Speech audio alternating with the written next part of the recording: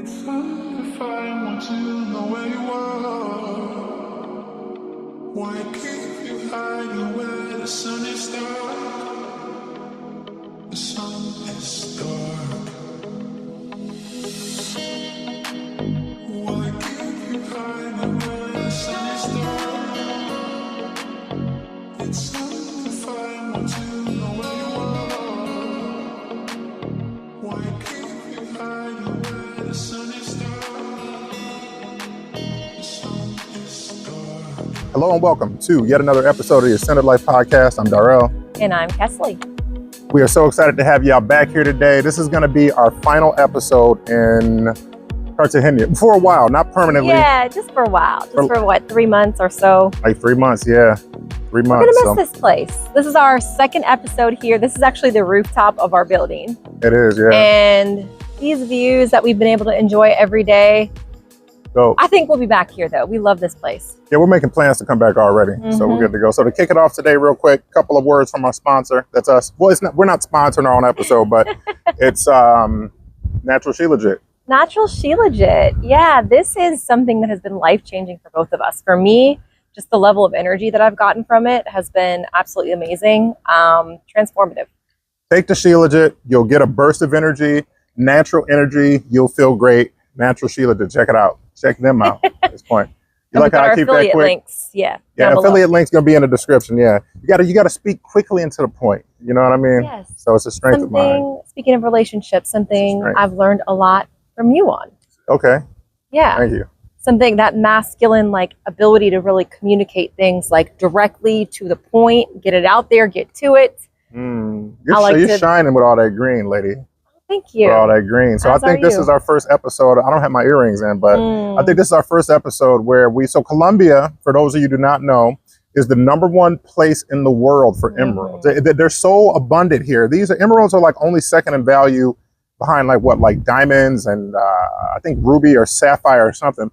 But there's so many here that apparently it doesn't matter what you wear here. People will look at it like it's just nothing. You won't get robbed for it here because it's just so abundant. But we can't wait to take our stuff. We got some big old natural rocks, some rings. I mean, we felt huge energetic differences from this. Huge. And I will say this, I know we have some energetically sensitive people who watch this podcast. For us, so I know we've mentioned it before, today's actually a full moon lunar eclipse. And oftentimes when what does that even mean? I mean, I'm not saying that to you, but people I don't get all these eclipses. Right. So eclipses come in pairs twice a year. It's actually one of the biggest energetic portals of the entire year when we have eclipses, because it's a time where we are opened up to possibilities, to shifts to come into greater alignment with what you would call destiny or fate or karma. So if we've kind of gotten off path, it kind of helps us to get realigned again. What is an eclipse? An eclipse is, again, what I was mentioning, right? It's when you have an interaction with the I understand what you're saying about that, but I'm saying physically, what happens why is it not eclipse 3 months from now? What's happening in the sky that makes something an eclipse? Yeah, it's an interaction between the nodes of the moon and the sun and the moon, right? And that particular energy is what creates that perfect portal, if you will, for these huge shifts to occur. The nodes of the moon, you say? Okay, clearly we're gonna have to do a different episode on astrology. I don't even know what you're thinking. Yeah, that would take a whole episode. Growing up as a non-astrologer person, you just think okay, an eclipse, the sun is behind the moon, or the moon is in front of the sun, and wait a minute. Wait, how could the moon be behind? I don't even know. This is why I say the Earth is flat. This stuff doesn't even make sense. But anyway, back to relationship. But thank you for that. I hear all this eclipse stuff. I don't know what anybody's ever talking about, Yeah. And it's a lot of people really like to dig into the the astronomy of it, and kind of how it actually works physically. For me, I specialize more in the energetics of all of it. So, well, I get the energetics of it, but there has to be something in the sky. Yeah, absolutely. That visibly would have, I don't know. I'm not the astronomer or the astrologer. Well, I was an astronomer. I got that big telescope. Yeah, exactly. And maybe I should get the repair piece and go back to looking at. What little do people know, when you get these high-powered telescopes, anybody that has one will tell you, the stars and all that is moving drastically faster than you think, man. You get something in your thing and it's gone. Yeah. When you zoom in like that. Yeah. But anyway. I think to get back to the point, just so we can kind of finish that off, the ability of especially the emerald stone to help us anchor into our heart chakra is unlike anything I've ever experienced before. So highly recommended for anybody out there who's energetically sensitive, or if you struggle with things like energies from the moon, etc., like I have in the past. I was reading though. I went on Amazon looking for emeralds. Are not that easy to come by outside of here, apparently. You know, so yeah. I don't know. But all that green is very suiting of you, lady. It looks very good on you. Thank you very much. So let's talk about relationships. Let's talk about relationships. So I know we did a podcast. Well, we actually had a relationship podcast a couple of years ago, and since we've sort of realigned, maybe we should talk a little bit first about kind of our path that sort of brought us together, how that happened, and we can build from there. Relationship, huh? All right. When you say our path that brought us together, what do you mean? Like, how did we? Like, what were we on spiritually, or like before we met each other, or what do you mean? I think that would be important to talk about, like some of the focus areas that we had before we got together, and then I think a lot of people are surprised at actually how we met. So we could maybe talk a little bit about that as well. Yeah, we met at a strip club. I thought that was. And I was like, this chick on the stage, man. No, I'm kidding.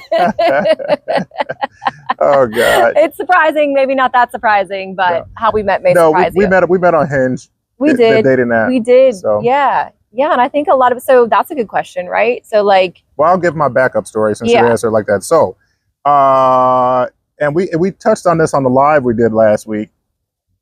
I was noticing in my life, I wasn't like, your journey is different. Well, you'll come to yours, so I won't mention anything about it. I'll just say where I was. I was in a place where I just knew there was so much more in the world, or so much more to existence. And that was my primary focus. I was just focused on growth for the sake of just expanding more. I've always known that I've been sent here to be like a teacher or a healer or a leader, well, not or, but all of the above. And, you know, I'm working on that. And just through this path of growth that I was on, it wasn't on purpose, you know, like I grew up and, you know, I've been 6 feet since I was like, what? I don't know. I've been 6 feet since the 8th grade or so, right? And when you're a good looking dude and you're 6 foot and above it, and same thing with women, you just, for me, relationships always just came easy. So I just never, and I'm a natural communicator, you know, I've always been, like a lot of guys would complain about, you know, like their woman or their girlfriend not knowing how to communicate. I know that's a bigger thing for women than men these days, or from what I heard, but I've just never really struggled with relationship at all, you know? So what happened for me was I was just on a path of growth. And by struggle with relationship, I mean, I've never felt like, oh my God, I need I've never felt that in my life ever, you know? But I was on this path of growth, and oh my God, the conduits through which it took me. Now, I'll tell you this though. What I noticed was this. So say you have different stratas of growth. So say you're here, then you go to another strata, then you go to another. So what becomes the ceiling is now the floor of the next strata, so forth and so on. Now, what I noticed was all the girlfriends that I dated through all, because my whole number one thing was just growth, spiritual growth, mental growth, financial, all of that, right? I noticed that I would meet these partners and they would be on the ride, right? But only within that strata. But when I went to another one and attempted to bring them with me, or they attempted to grow with me, they would literally turn on me and they would become jealous and say like crazy stuff, behave. And I mean, literally it was like going from having a partner to an enemy within your own home, you know? And I saw it happen multiple times, all of which have apologized now because, you know, after they get outside of the relationship for a while and you see that I only wanted good for them, that's what was going on. But anyway, so my growth negatively, believe it or not, my growth actually negatively affected me. As if being in a relationship was the goal that I had, because think about it. People will say things like, oh, you know, he's not the man I met anymore. You're not the girl I fell in love with. Well, I hope to heaven that you're not. I would not want to be with somebody who's the exact same person, but some people don't want to change. Like think about it. If you see relationships as security, right? And if you're dating somebody for security, what's secure? The same thing. Yeah. Predictability, non-spontaneity, you know what I mean? Or spontaneity within the confines, right? So anyway, so I was on this path to growth. So I'm the antithesis of all those things I just left. I'm the most spontaneous, random, out there, non-consistent person because I'm turning into different people every 3 to 6 months, you know? So I'm on that path and then I grow and, you know, I found myself single and I'm gonna just be honest. When I was single for like that year or two before we met, my growth grew exponentially without a partner. It was almost 4 or 5 fold. Now, like I just told you, the partners I had were combative. So I was taking a lot of my energy they were not inherently combative. They got combative when I grew to a different person, right? So the energy that I had, that I took, that I was normally using for my own growth, or I'm sorry, for keeping peace or in the relationships, I guess, when I was able to reclaim all that energy and put it back into my growth, it was like exponential. So grew, boom. Now I noticed a huge distinction between the type of women that I was attracting before this growth and then the type of women afterward. And you were one of the women that I met after the growth. And it was just like, wow. So my biggest relationship advice, I'm probably saying the end of this thing at the beginning, but my biggest relationship advice would be, fellas, I mean, this would have to work the same for women, but I'll let you speak to that. But fellas, man, work on you. That's it, man. Don't worry about nothing else. You need to work on you, your goal, your leadership, becoming the best, most positive man, leader, all of that, head of household, however you see yourself, that has to be, you cannot be focused on a woman. And I'm going to tell you why. Now, I'm not saying you can't focus on the relationship, but it's like this, right?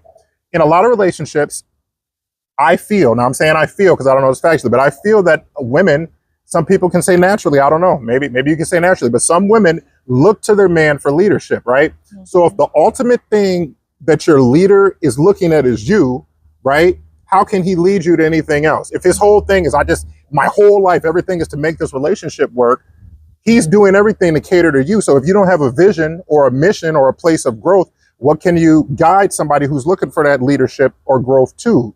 They're like, I'm already me. I mean, I guess they could focus on growing the woman and then she becomes, I don't know. But I'm just saying for the guys, I think that it is wise for you to focus on growing and becoming the strongest in every area that you can.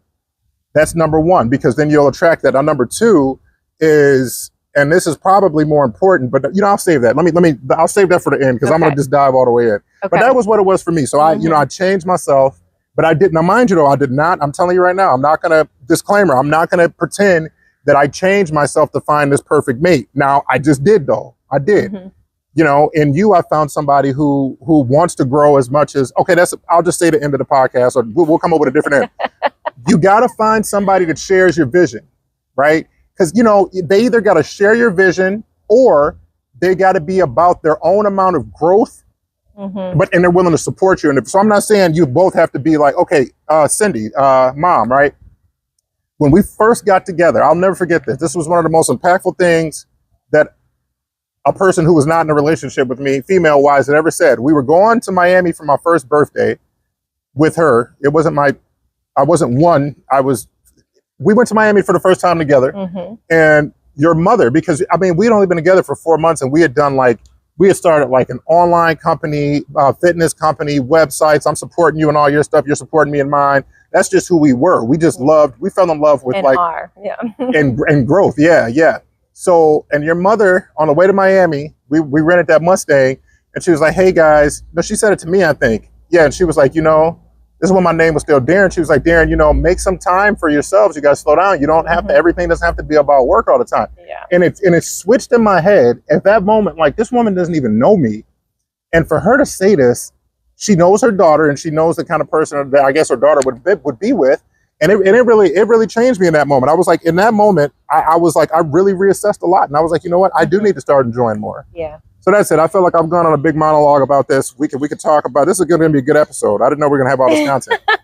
Well, I think there's a lot more too, right? Because we're talking about sort of like the choosing a partner, but then there's also the piece we can talk about today that's like after you are in a relationship. Okay, this going to have to be a two-part episode. It may be a two-part episode. So to you, right? So where were you at before? Yeah, the part that I really resonate with, and I think this is a lot of what brought us together, and you touched on this multiple times, is the growth part. But to kind of back up, right, to even go before I got on this path of growth, I have always been relational. I've always known my whole life that I love being in relationship and have seen myself like with a life partner, like with someone that I want to build with and grow with and create with. So got married when I was 23 and didn't work out. Got divorced right before I turned 30. And immediately after. That's 7 years. Right? Yeah, 7 years. I did not know you were married for 7 years. Yeah, we were together for a whole decade, right? So like we became adults, right, together. So you can imagine, right? Like at almost 30, I go through this divorce and I was devastated. But I also at that time knew like, hey, I want to try again. Like, I'm not gonna like give up on the idea of partnership. I did for a while give up on the idea of marriage, but I knew I wanted to be in partnership. So what do? I go back out there and I start dating again, right? Like that. I'm like, well, okay. What's the gap, if you don't mind me asking, between your divorce and when did you get back out there? Now, if it's compromising morally, then you don't have to say that. Yeah, it wasn't a lot of time. It wasn't a lot of time. It was. I don't remember for sure, but a couple months, maybe like a few months. Wow. Yeah, it wasn't a lot of time because after a 7-year marriage, it was only a few months. Yes, but again, right? Like when there's something in you, and I never want people to feel shame around this because I did for a long time. Yep. And I think a lot of women, especially, I've had conversations with multiple women even lately about this. Sometimes we feel shame for knowing that we are built to be in partnership and relationship, and there's no shame in that. But there's also a time and a space for healing, right? So that ended up delaying the process of finding the right partner, right? Because I did go to therapy. I used the tools that I had at the time. I did the best that I could with what I knew at the time, right? And it ultimately, I kept having one failed relationship after another, and repeating the same cycles. And finally I realized like, the common denominator here is me. Like I've got to go deeper and do the healing work. And I was carrying so much resentment and pain and sadness and self-doubt and all these things. And I had to go deeper. And that's when the self-development, the meditation, the healing journey. And I think it really flipped for me when I spent 3 months by myself, like traveling alone. Wasn't really dating or seeing anybody during that time. And there were longer periods of time that I was single as well. But that was a period of time where it was really about me and really about my healing. And I think that's what got me to the point of like even being ready to open up to relationship. And then it was several years after that, that before we, got together, there was a lot of getting honest with myself about what I really wanted in a relationship. And that's another thing, right? Especially if you're someone who's growth oriented or spiritual. A lot of times we think, or we say to ourselves as women, like, oh, there's no conscious men out there. Where are all the conscious men, right? And we set ourselves up to believe that we're not going to find that. And those beliefs will create our reality.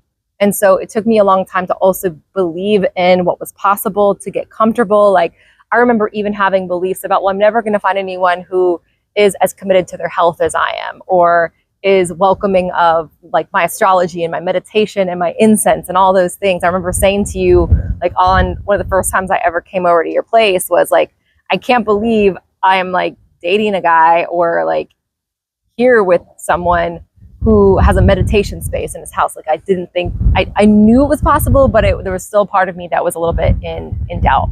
So I think those are a few things, like some pieces of advice I would give to women who are out there and still,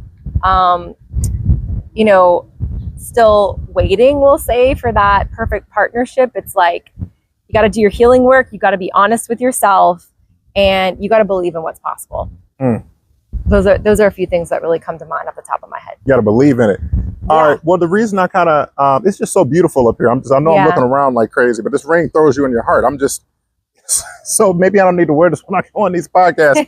But anyway, the reason I said what I said about the shock was about the time dating, because you know where I'm going to go with this. So people like you and I now, we know that there's a healing time, needed. Now I know you said that to you feel like it delayed you meeting that person. Yeah.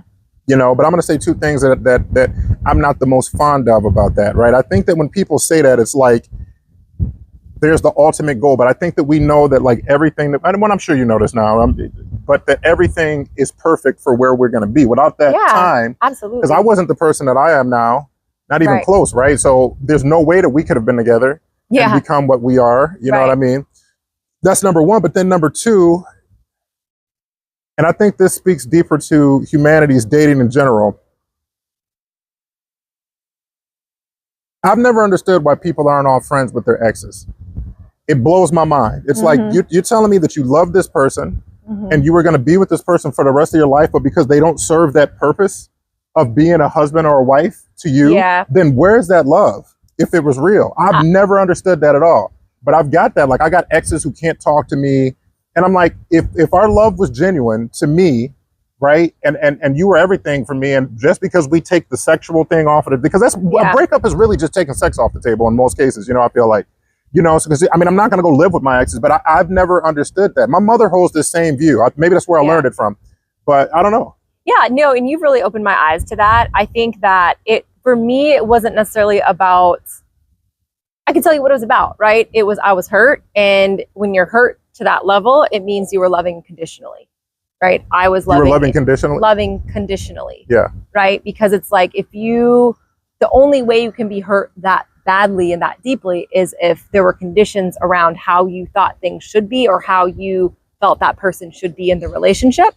And when it doesn't stack up to that, then we're hurt, right? Then we choose to feel hurt, which absolutely, like, I don't mean to like glaze over the hurt or pain that we feel from relationship, but when we really look at it, it is based on how we think and this construct that we've created around how we want the relationship to go. I'm happy you said. Have you ever been unfaithful in a relationship? No. I have. Well, sexually unfaithful, should I say? Yeah. No. I have. So I think we can talk to, you were on the receiving end of that and I was on the giving end of that. So I think we could talk about that. So for me, people always say if you love somebody, this is me speaking from a man standpoint, all right? I'm not going to dare to speak for women on, it's probably best for people to speak for themselves in general, all right? Yes. For me, it was never once. And I had this conversation with so many guys. I'm going to explain this. So it was never once about, oh, I'm not getting X, Y, and Z from this woman. Or, I mean, dudes have cheated on Halle Berry all the way to whatever and have been I guess, sexually exclusive to people for a long time. You know, historically, people, you know, there's been cheaters, I guess. I don't even like to use that term. People that have slept with other people in the confines of their relationship. It's a violation of the trust that the people had, if that's the agreement that they came to. But for me, it was never about, oh, my ex. You know, some of the women that I was with at the time, it was, you know, if there was nothing that they weren't giving me that I was seeking externally that I didn't get. And I've heard a lot of my lady friends in the past say, oh, well, I did this, and what is it that I'm not, you know, women always go to this I'm not enough thing for some reason, I've heard, you know? Yes, we do. And as somebody who lived and walked in those shoes, that ain't the case. It's just like, if you haven't done the sexual healing work, I mean, you can literally be like, you'll just see women and you just want them, right? And it's like if you don't have testosterone in your body in high levels, it's kind of hard to explain, but it's like you just desire, and if you don't have any kind of spiritual intelligence and you're operating on these lower desires, you'll do it. So there would be times and you go sleep with these women, you know, or I would, let me not say you, and then, you know, you wouldn't even feel anything twice about your girlfriend or anything like that, you know, and because, you know, my girlfriends would find out at the time somehow, and they would ask me like, oh, you didn't even think it was like, it wasn't about you. It was always about me, you know, and I'm not saying from a selfish standpoint, I'm saying that it didn't matter what she had. It was just a desire that I had. Now, mind you, I've talked about this before, but the reason I slept around a lot. All right. But the reason I was doing it is due to insecurities that I had as a child. Like, you know, I didn't have the best relationship with my dad growing up. He lived in the house, but I don't know what he was going through. He was a complete D to me and my brothers and sisters. I don't know what that was about. That's his own thing, you know. And but, you know, when you have a dad who kind of says insulting things to you, and he was the only one of my, so I was raised in a family where I believe that any constructive criticism that I got, because everybody with the exception of him spoke from a place of like love, and that nobody just said things to bring you down except for my dad, right? And so I thought that because of my mother, my grandmother, maternal grandmother, maternal grandfather, because of all of them, and because of my aunts, my uncle, everybody only said stuff if it needed to change, right? If you were hurting yourself. So when my dad would say all this stuff, because the bulk of everybody else would say things, I believed it. So it led to me having a huge insecurity, right? So I did not know. Now, this is not something that works in his case, but in the cases of the kids at school, they saw my greatness and what I was to become. And they knew that, like, you know, they saw me as attractive or whatever, but people would feel the need to diminish me so that I would be comfortable within their boxes. You know what I mean? So long story short, I'm internalizing all these things. I didn't think I was that attractive. I didn't think I had nice hair or just all kind of nonsense, right? And then when I got to be older, or when I had more years, as they'd say down here, I was like, wow, all these women are attracted to me and they're flirting with me and want to sleep with me. So there was a hole in me, an insecurity that I had. So to bring it back to the relationship, yeah, you got one girlfriend who's sleeping with you, but if you have this hole, this insecurity that I had, the validity of all these women desiring me and wanting me and me being with them temporarily from a negative standpoint filled that hole. And that was the most selfish thing I've ever done. Yeah. So that's what it was like for me on the giving end of that. Yeah. It was never about her. It was like, it's never about the other people. It's really, everything is always about the person doing it. And I would say that too, right? Like the what we were talking about, the rapid pace at which I started dating again, right? That was partially to fill that hole of, I would never have admitted it at the time. I wasn't even consciously thinking this at the time. But was there something inside of me that felt like I wasn't enough because that marriage didn't work and the way that things turned out? Absolutely. And did I think that maybe I could find that by, dating or sleeping around or doing things like that, like post-divorce? Absolutely. Wow. So was it necessary for the healing, to your point? Probably. I mean, I'm sure that it was, if it was part of the journey, but it was coming from an unhealed place, which is why those relationships weren't. But I'm happy that you said that. It's like, but you use the term like, Chas v'shalom, if in like 20 years, you just decided, you know what, Dar, you're not what I'm looking for, I'm going to move on with my life. If I ever was in any place, it doesn't matter if I'd married the Queen of Sheba. It doesn't, if I was ever in a place and I watched a podcast and I saw you refer to me as a failed relationship and I would feel that you reduced so much of what we had, I would be brokenhearted or devastated to see it. So, but I hear many people, oh, my ex, my failed, okay, so my relationship failed. So what was I to you? I was just a goal. I was just, you have the goal of, you want this relationship. It doesn't matter who it is. What does that have to do with me, right? I'm just a piece of, and there's a lot of guys feel that way about their wives, is like, that they're just check marks on the checklist. Now, you don't have to marry these women. I wouldn't. People do, and men, the same thing. So yeah, that's just that. Yeah. Okay. So where does that leave us? That was a lot. That was deep. It is deep, man. I mean, people just can't be out here, we should use money and we should use money and love things and not the other way around. We should not be using people and loving money. Right.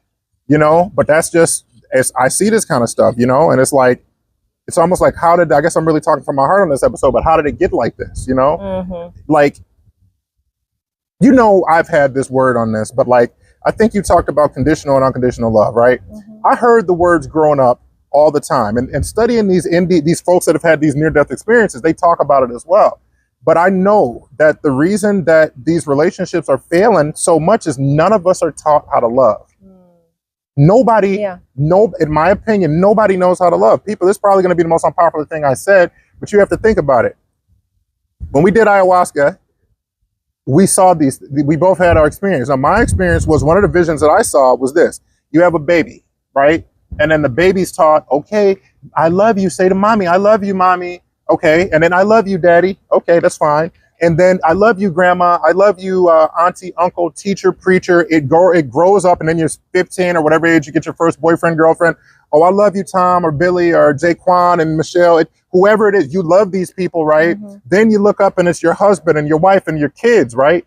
How can you give something that you don't have on your own? You're always taught, I love you, I love you. When do you stop and tell these people to love themselves first? You're never taught that. You're always taught to give love, but if you're giving something that can't replenish itself, it can't be real. Right. If you take me to a place in a barren desert and you tell me that you need some water, how am I going to do it? But if you teach me and you show me a way to dig wells, I can give water infinitely in that desert, and that's the place from which we've been taught to love. So we have to love ourselves first. Now, I know at 40 or 35 or 70 or 20, it's a thing to take on if you've been taught to do it another way, but we have to, y'all. We have to, and I'm talking to podcast people, we have to love each other first. It's impossible. Agree with me or disagree, whatever. It is impossible to love somebody else until you love yourself first. And if you think you have loved them before, whatever. Okay, So I think, where I always kind of come to on that, right? Don't nobody want to admit, I don't mean to cut you off, but nobody wants to admit, if what I'm saying is the truth, then how is somebody going to say, are you telling me I never really loved my husband? You didn't. Not you, but I'm just saying, like, I can tell you factually, I did not really love anybody until I learned how to love myself first. My mom never, I mean, people would say stuff like, oh, you can do whatever you want. Nobody sat and told me, okay, Darren, love yourself. Say, Darren, I love you. You know, I don't see people saying that with the, and I'm sure there are people that do that. Don't get me wrong. But if the majority of people understood how to love, you could just look at the world. Right. You could just look at it ain't no way that people are truly loving themselves and this world is the way it is. It's impossible. No, I agree with you. My question is, what I always come to when people talk about self-love, right? Like we hear a lot about, well, this is how you love yourself, and that is how you, how have you learned? Like, what have you actually done or put in place, or what have you shifted internally to actually learn to love yourself? That's the important question. I'm happy. Yeah, that's a good one. So when I was on the other side in the ayahuasca, because I didn't know how to do this, right? So this is how it worked. Say you're right here, right? And then, I don't know, you do something just chas v'shalom, like crazy to our daughter, right? And you guys get into some argument and then whatever, and you do something, and then I hold that against you, right? So you've done that thing. I can say I love you as much as I want, but the emotions aren't going to be there until I let go of that. We have a word in this world for that. It's called forgiveness. That's why in all these religions, forgiveness is so important. Now, the issue is this. External forgiveness is easy because I see you as outside of myself. I see y'all or whatever. But when it's you, what we don't realize is we have a person that we are. And we're holding all of these things, anything that you've ever felt shame about, maybe not going to church, maybe cheating on or sleeping around on your wife, maybe not being the best dad or stealing, whatever it is. When it's easy if you see somebody else because you know that they're separate from you and you're like, look, I want this love in this relationship and I care, so I'm going to forgive. But we don't do that to ourselves because we don't see ourselves. So what I was shown is we have to visualize ourselves outside of ourselves. And then it was difficult. I'm not going to lie to you, but you have to come up with the list of things that we have against ourselves. And then you have to forgive each and every one of them. And without being taught to do that, there's just a list of things. I thought I loved myself until I saw that. And I'm like, damn, I'm holding a lot against me. Yeah. And you shared that process with me, right? And we talked about women and sometimes this tendency to go toward like unworthiness or feeling like we're not good enough for our partner or for ourselves or for other people. And for me, when I did this forgiveness exercise, I had done a lot of the like big things, right? Like the guilt over divorce or what happened after the divorce, this and that, right? But for me, it's like the day-to-day little things that I hold against myself, thinking like I'm not good enough. I'm not enough, right? That for me, and that is a daily practice. Yes. That is a daily, like really getting honest. And for a while, what I was doing is I was like looking at myself every day and I was like, okay, what do I want to forgive myself for today? And that is for me, when I think of self-love, it's acceptance. It's this like balance between completely and totally accepting yourself for who you are, but also knowing that who and what you are is so great that you don't have to settle. Right. And it's this like constant teeter-tottering and learning how to like create this balance of knowing that you're whole and perfect and knowing that there's so much more. I have to add something. I have to add something to that. I could not agree more. Right. If you have, say I'm your friend, take away our relationship, right? And I don't know if you'd be friends with somebody that did this, but I stole $5 from your wallet, right? You found out, we come to peace for it. I explained that there was some crazy scenario. I don't know what the excuse is, right? If I continue to do that, you may forgive me, but you may not want me in your life anymore. Sure. You know? And I think that's the thing that I found that we have to do with ourselves. We can forgive ourselves, but it's just like that. Say we have to treat ourselves literally like when you love your brother and sister like you love yourself. What that's really saying is the way that it's like all of these ancient scriptures are these crazy complex reversals. It's really talking about how you have the ability to love somebody externally and you put that love out there first, but it needs to start in here first. So if you notice, even in the sequential order, love your brother. So it doesn't say love yourself first. It says love your brother or sister as you love yourself, right? So what it is we have to see ourselves externally outside of our bodies and love ourselves. But for somebody like you, this doesn't currently apply. I mean, you're growing and you're living and doing things, but for a lot of people that are still growing, we have to change. So once we forgive ourselves, we have to make promises to ourselves, or, you know, if you really, it's not about, okay, the person that stole the $5 from your wallet, right? It's not about the necessity that they needed the $5. It's just about whatever happened to them at that point in their lives or up until that point where they didn't understand that there was other ways to come about getting, but you know, whatever that root is that needs to be addressed, right? So when we're doing these things that we're forgiving ourselves for, we have to change the underlying behaviors that led to the behavior that needed to be forgiven. Yeah. Yeah. And I think that's where we come back to the growth, right? Where we come back to, well, and you talk about this a lot. I know this is something really big for you in relationship is accountability. Yeah. Right. When we love someone else, we take accountability for our actions in that relationship and how we show up in that relationship. It's like when we're in self-love, we take accountability for our actions towards ourselves and in our lives. It's the same thing. Like that's a huge piece of it is that like accountability and saying like, I'm going to be, or integrity would be another way of saying it, right? Is like, this is the person who I know that I am, and I'm going to walk in that knowing, walk in that light, walk in that truth of who I really am. And if I'm out of alignment with that, I'm going to look myself in the mirror and say, I'm going to forgive myself. I do forgive myself. I love myself unconditionally, just like I would love anyone else unconditionally. And I want to do it differently next time around. That's how I see it anyway. I like that. I'll save some of that for the next podcast. We said we weren't going to talk about self-love today, and look, here we are. But listen, all right. How did you can't not talk about it when you're talking about relationships. How did you become such an accountable person? Self-accountable. I think that it was really, I mean, once again, like my parents are amazing. And I grew up in an environment and in a family where it was a lot about, and it was all about like hard work, but it was really about reaping what you sow. Like if you want something, like put in the work to get it. If you want to be good, and like for me, it was growing up, it was basketball, but it didn't come naturally to me. So I had to work really hard for it. So it's like, okay, this is something that I want. This is the person that I want to be. So I'm going to take the actions that give me that result, or with grades or with anything else that I was doing. And that was really something that was just instilled in me from a very young age. Oh, so accountability was taught to you? Absolutely. 100%. Yeah. How about you? That's a good question. I don't know. I don't remember. Yeah. I just, I was never a big blamer. Mm-hmm. Like I don't know anybody in my family that was just, to some extent, I don't know. I feel like most people are taught that we have, if you do something, we take responsibility for it, growing up is normal. But like, I just see you as a very accountable. Before in my dating life, I was attracting nothing but like women that had no level of accountability. Mm-hmm. I have a buddy who told me that, I've heard this from multiple people, actually. I won't say any names, but how do I say this without, maybe I just shouldn't say it, but I've heard some people tell me that their wives have told their children, and this is a rule in the house, that it doesn't matter what mom says, there's no scenario by which she's wrong, Mm-hmm. And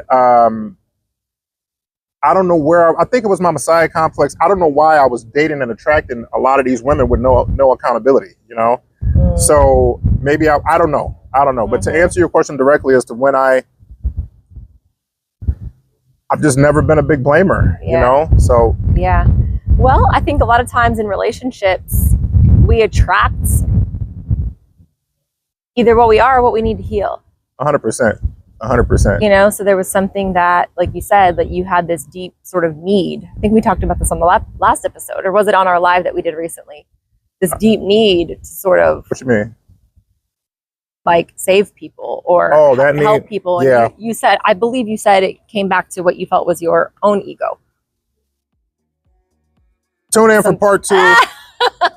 Because that was a whole hour that we did on the live, Yeah. Yeah. So we're going to wrap it on this then. But that's a good one. There's a lot. This is a deep topic. So we're going to have to call this relationships part 1.